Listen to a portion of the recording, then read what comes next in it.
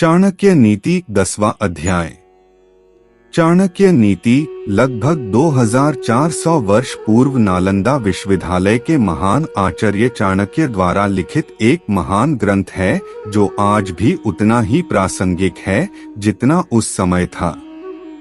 चाणक्य नीति में कुल 17 अध्याय है। यहाँ प्रस्तुत है चाणक्य नीति का 10वां अध्याय। एक निर्धन व्यक्तिहीन अर्थात छोटा नहीं है, धनवान वही है जो अपने निश्चय पर दृढ़ है, परंतु विद्या रूपी धन से जो हीन है वह सभी चीजों से हीन है। दो अच्छी तरह देखकर पैर रखना चाहिए, कपड़े से छानकर पानी पीना चाहिए, शास्त्र से व्याकरण से शुद्ध करके वचन बोलना चाहिए और मन में विचार करके कार्य करना चाहिए।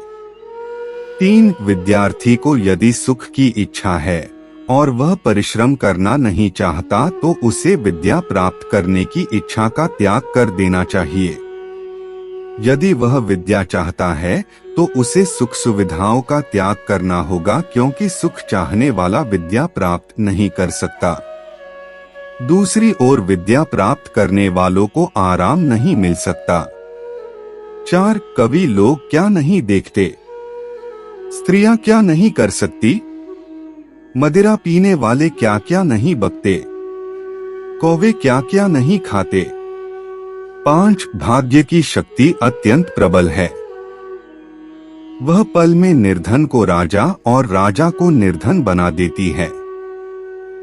वह धनी को निर्धन और निर्धन को धनी बना देती है। 6 लोभियों का शत्रु भिखारी है, मूर्खों का शत्रु ज्ञानी है, व्यभिचारिणी स्त्री का शत्रु उसका पति है और चोरों का शत्रु चंद्रमा है। 7 जिसके पास न विद्या है, न तप है, न दान है और न धर्म है, वह इस मृत्यु लोक में पृथ्वी पर भार स्वरूप मनुष्य रूपी मृगों के समान घूम रहा है।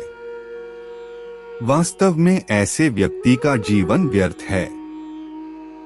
वह समाज के किसी काम का नहीं है।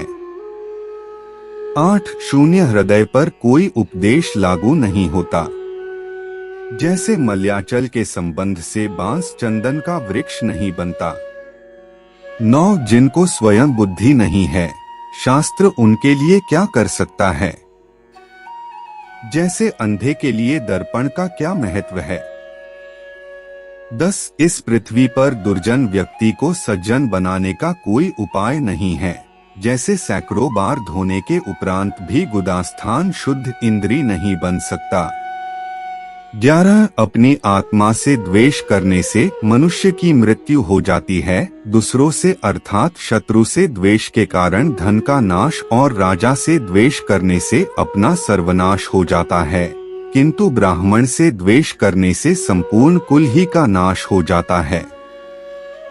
12 बड़े बड़े हाथियों और बाघों वाले वन में वृक्ष का कोट रूपी घर अच्छा है।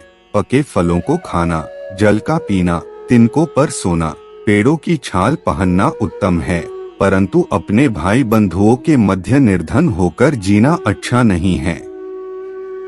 13 ब्राह्मण वृक्ष है, संध्या उसकी जड़ है, वेद शाखाएं हैं, धर्म तथा कर्म पत्ते हैं, इसीलिए ब्राह्मण का कर्तव्य है कि संध्या की रक्षा करे, क्योंकि जड़ के कट जाने से पेड़ के पत्ते शाखाएं नहीं रहती।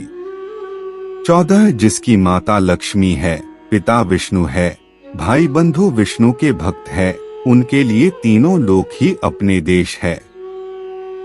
15 अनेक रंग और रूपों वाले पक्षी सायंकाल एक वृक्ष पर आकर बैठते हैं और प्रातःकाल 10 दशाओं में उड़ जाते हैं। ऐसे ही बंधु बांधव एक परिवार में मिलते हैं और बिछुड़ जाते हैं। इस विषय में शौक कैसा। 16 जो बुद्धिमान है वही बलवान है, बुद्धिहीन के पास शक्ति नहीं होती। जैसे जंगले में सबसे अधिक बलवान होने पर भी सिंह मतवाला खरगोश के द्वारा मारा जाता है। 17 यदि भगवान जगत के पालन करता है तो हमें जीने की क्या चिंता है। यदि वे रक्षक न होते तो माता के स्तनों से दूध क्यों निकलता।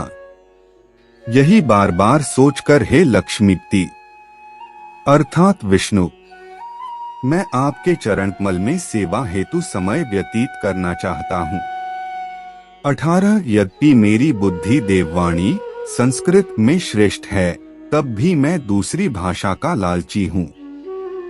जैसे अमृत पीने पर भी देवताओं की इच्छा स्वर्ग की अप्सराओं के ओष्ठ रूपी मध्य को पीने की बनी रहती है।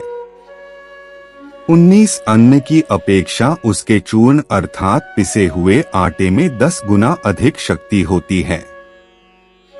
दूध में आटे से भी 10 गुना अधिक शक्ति होती है। मांस में दूध से भी 8 गुना अधिक शक्ति होती है और घी में मांस से भी 10 गुना अधिक बल है। 20 साग खाने से रोग बढ़ते हैं, दूध से शरीर बलवान होता है, घी से वीर्य शक्ति बढ़ता है और मांस खाने से मांस ही बढ़ता है।